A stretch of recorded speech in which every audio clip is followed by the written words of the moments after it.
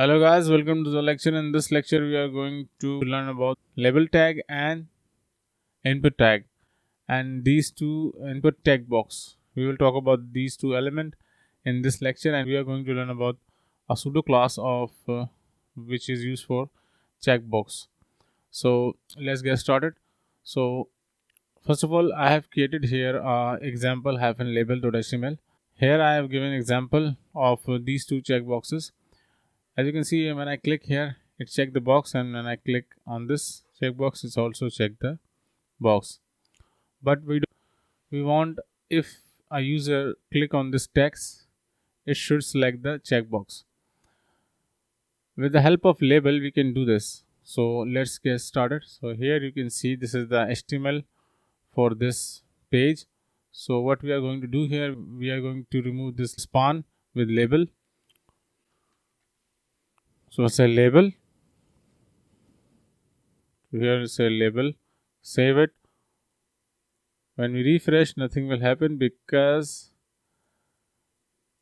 we are not wrapping this input with the label. If you wrap this input with the label, now it will work as you want, as you can see here. But we don't need that. So let's say we have an element right before in the input. So what we are going to do here, we are going to use a for attribute. So either you can wrap the input inside the label, or you can use a for attribute for your label. This for attribute only work with label. So here we can use a for attribute.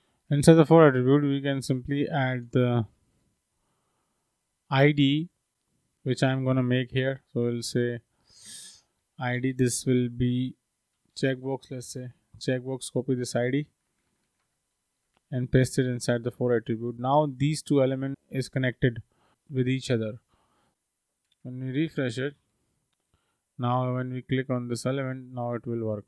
You can see the text is working because we have connected these two elements with the for attribute and the ID. The ID should be used once here instead of giving our for attribute the same for value to a label. Likewise, if you have two label like here, you don't need to be add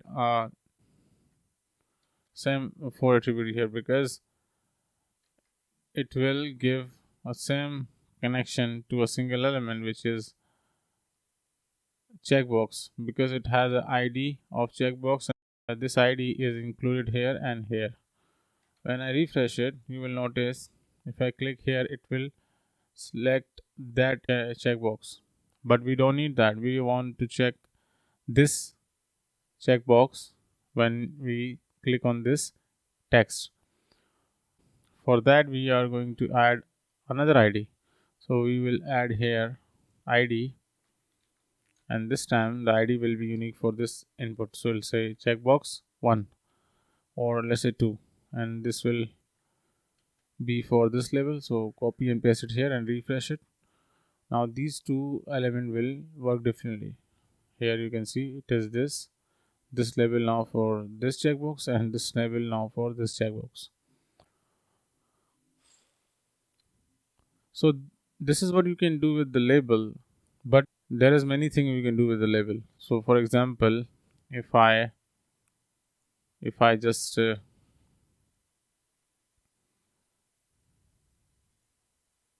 comment this out, sorry, and I have already created a div and example for you, and I will visible this example. Let's refresh the page. Now you will see this is a checkbox label, and when I click on this label, you will see a checkbox checked when I click. It's a simple example. Now you will see here the same thing is happening here. This is a label, and the label has a for attribute, and the for attribute has a value which is added inside the ID. So basically this is the ID which we are using inside the for attribute. So this is the process which we have done it before, but this time we are going to do something new. Let's say we have a div here, and the div have a class of box, and this time we are going to go to style, and just forget about the old style which we done it up here. So here we are going to add a ID of input, which is checkbox, and here we are going to add the class name of box, and here we are going to say box has a width of let's say 100 pixels and height of 100 pixels. Background, it has red color background, and what we need to do here, we are going to add a pseudo class to grab the state from the browser when this checkbox is checked. Likewise, when we hover an element, a browser grab that state and we can use it inside the CSS. With the help of our pseudo class, we can grab it and we can change the text color, or we can change the hover state or a pointer state or a mouse cursor in a different design, or give a different design to the element when a mouse hover to this element. But with the help of checkbox pseudo class, we can know the state when the checkbox is checked or not. Like for example, here we can say this checkbox, we already add a ID here, so we can add a colon, and here we can say checked. Now this time it will select the state, this checkbox checked state, and when the element is checked, the pseudo class of check will be activated, and now the design which we have given here, it will work. So what we are going to say, when this input, which is this input here, ID check, is checked, use a adjacent combinator. I have mentioned that combinator before. This is a combinator selector. You can go and watch my lecture if you don't know about it. We will use this combinator selector, this adjacent combinator, and we are going to say select box. And what is this mean? It's simply saying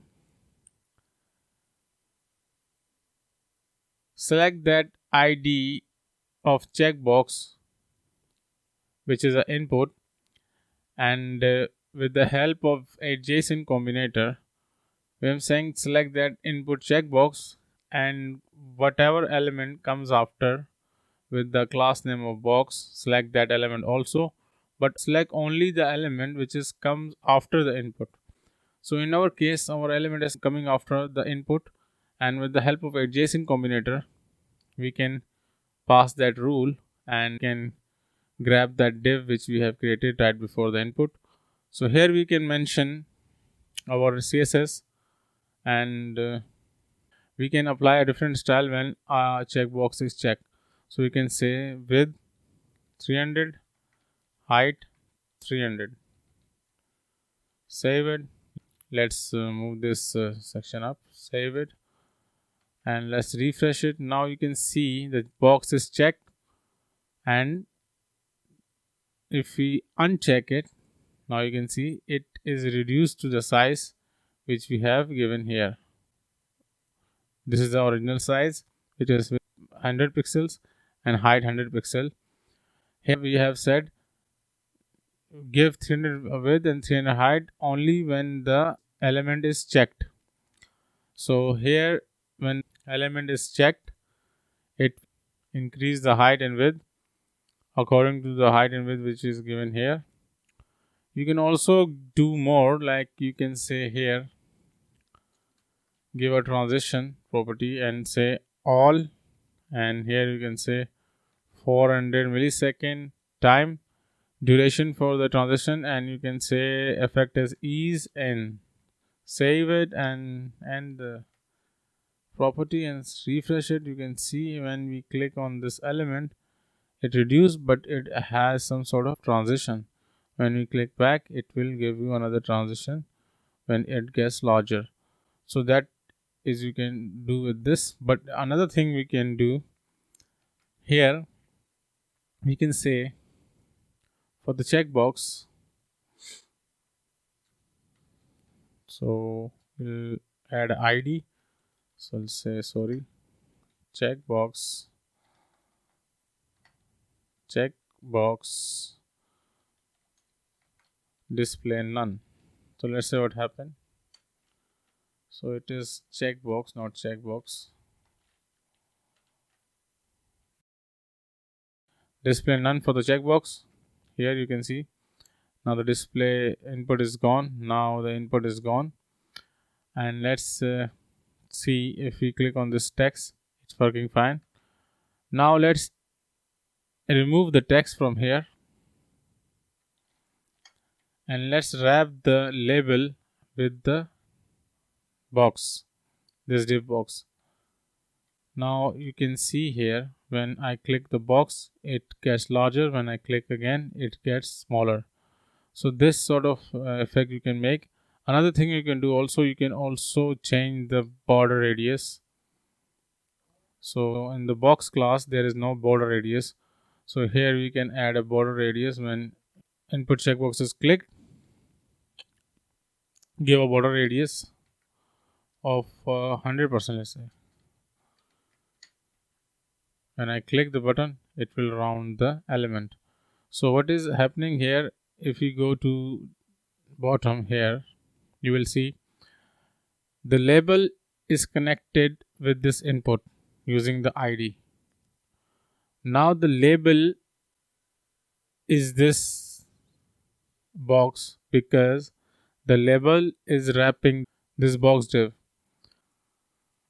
So with the help of this label, we have wrapped the div and the checkbox inside the label.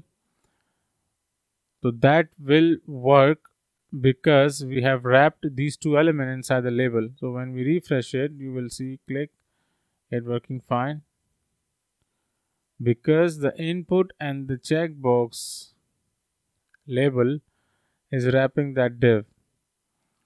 So that div is also a label. So when you click on the div, you're actually clicking on the label.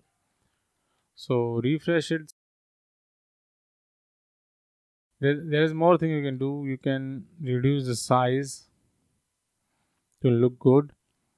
Let's say 150 as well. You can also reduce the size of the width and height, and let's see what happens if you refresh it. Now you can see it's much better. Another thing you can do, you can give a display none property here. Let's say we can say display none when you click on the input check, but when you click on the input check here it will disappear because the input checkbox is already checked and we need to uncheck. So what we are going to do, we are going to add a text here. So let's add a text. Let's say click me and let's save it and refresh it. Now you can see it has a text inside the label. See, when we click on this, you can see now the display block is applied. When I click back, it will display none the object. So you can either say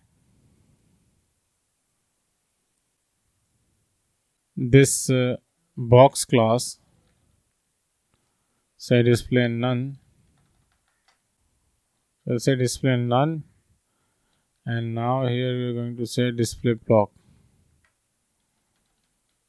So when the element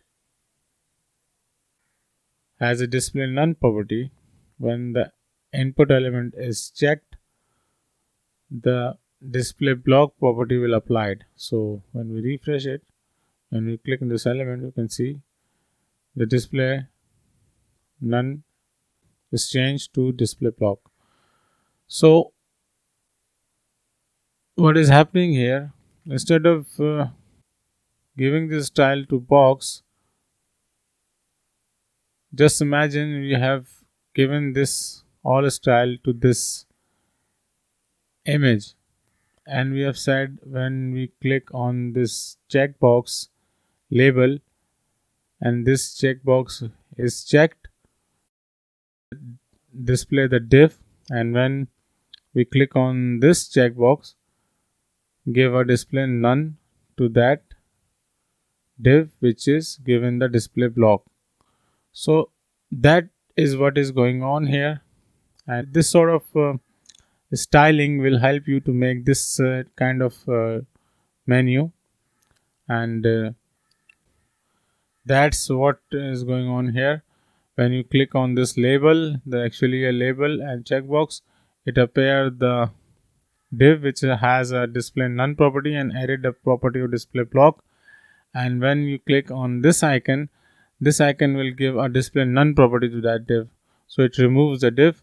So this sort of functionality you can achieve with the CSS. I hope you like the lecture, you understand it, or if you have any question you can ask me, I will answer your question. So in the next lecture we are going to start implementing that effect in our project. So see you in the next lecture.